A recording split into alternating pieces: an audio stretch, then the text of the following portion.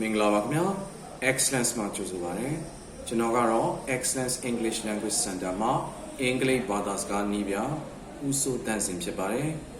ကျွန်တော်တို့ဒီနေ့မျှဝေပေးသွားမယ့်အကြောင်းအရာရဲ့နာမည်လေးကတော့ဇဝေဇဝါမှာအသေးအချာဖြစ်ပါတယ်ဒီအစီအစဉ်လေးကတော့အမေးအဖြေကဏ္ဍတစ်ခုသာဖြစ်ပါတယ်ဒီအစီအစဉ်လေးရဲ့ရည်ရွယ်ချက်ကတော့အင်္ဂလိပ်ဘာသာစကားလေ့လာသူများအင်္ဂလိပ်ဘာသာစကားလေ့လာနေရမှာတချို့တော့မသိရတော့၎င်းဒါမှမဟုတ်တန်တရားဖြစ်စေတာတော့၎င်းစတဲ့ကိစ္စတွေနဲ့ပတ်သက်ပြီးတော့ကျွန်တော်တို့ဖြည့်ရှင်းပေးထားတဲ့ကဏ္ဍလေးတစ်ခုဖြစ်ပါတယ်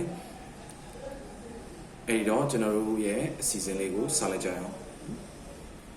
ကျွန်တော်နံပါတ်1မေးခွန်းကတော့အင်္ဂလိပ်ဘာသာစကားတက်ကျွမ်းနေဆိုတာဘာလဲ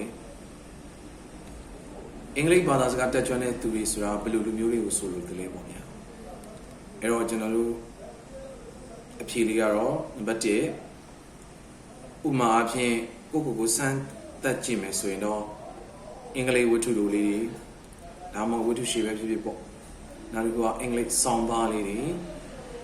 ဥပမာ Reader's Digest တို့ဘာလို့တရားဆောင်းပါးလေးတွေကိုတခုခုဖတ်လိုက်မယ်ပေါ့နော်ဖတ်ပြီးတော့အကြောင်းအရာကိုအစအဆုံးခြုံငုံပြီးတော့နားလည်သွားတဲ့အပြင်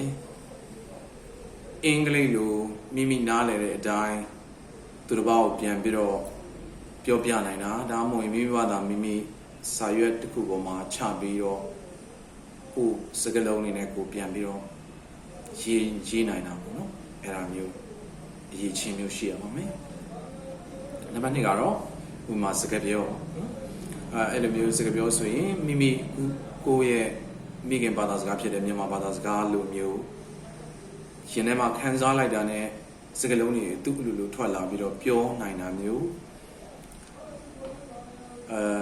ဥပမာအဖြစ်ကျွန်တော်တို့အင်္ဂလိပ်လိုပြောရမယ်ဆိုရင်စစချင်းလေ့လာသူများအတွက်ဆိုရင်မိမိရင်ထဲမှာဒါမှမဟုတ်အတွေ့ထဲမှာမြန်မာလူတွေအရင်ထွက်ကြလာတယ်ပြီးရင်ကျွန်တော်တို့ကဘာသာပြန်ပြီးတော့အင်္ဂလိပ်လိုပြောကြတယ်အဲ့တော့ကျွန်တော်တို့ကကြားထဲမှာမြန်မာဘာသာဒီမိခင်ဘာသာစကားတခုကခံနေတော့နော်အဲ့လိုမခံတော့ဘဲနဲ့တခါတည်း direct feeling လောက်လိုက်တာနဲ့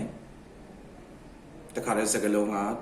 အင်္ဂလိပ်စကားလုံးတွေထွက်လာမယ်ဒါမှမဟုတ်စကားစုတွေထွက်လာမယ်ဒါမှမဟုတ်စာကြောင်းတွေထွက်လာမယ်ထွက်လာပြီးတော့အလိုလျောက်ပြောနိုင်တာကိုခေါ်ပါတယ်အဲ့လိုမျိုးပြောလာနိုင်ပြီဆိုရင်တော့အင်္ဂလိပ်ဘာသာစကားတက်ကျွမ်းလာပြီလို့မှတ်ယူလို့ရပါတယ်ဥပမာလေးတစ်ခုပြောပါနော်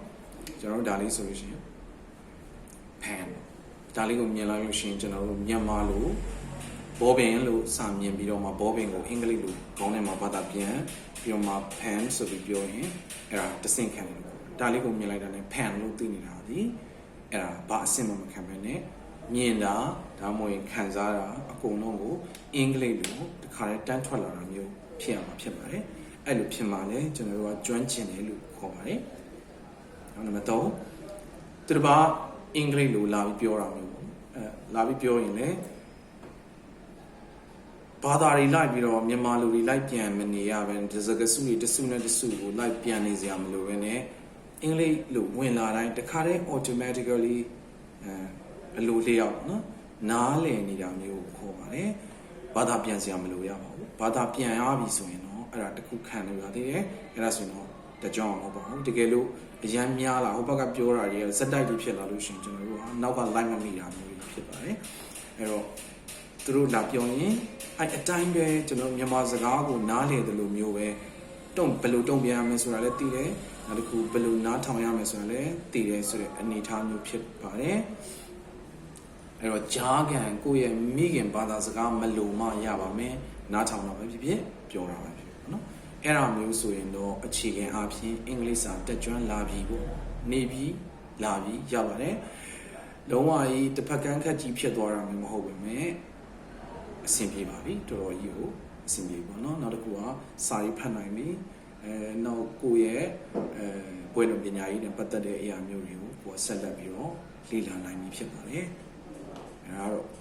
ဒီအဖြေလေးတွေကတော့ပြည့်စုံခြင်းကောင်းပြည့်စုံပါလိမ့်မယ်မပြည့်စုံရင်လည်းအားလုံးကိုတောင်းပန်ပါရစေကျွန်တော်တို့ညံစွမ်းညံစားရှိသလောက်ပြန်ပြီးဖြေချပေးခြင်းဖြစ်ပါတယ်အားလုံးကျေးဇူးတင်ပါတယ်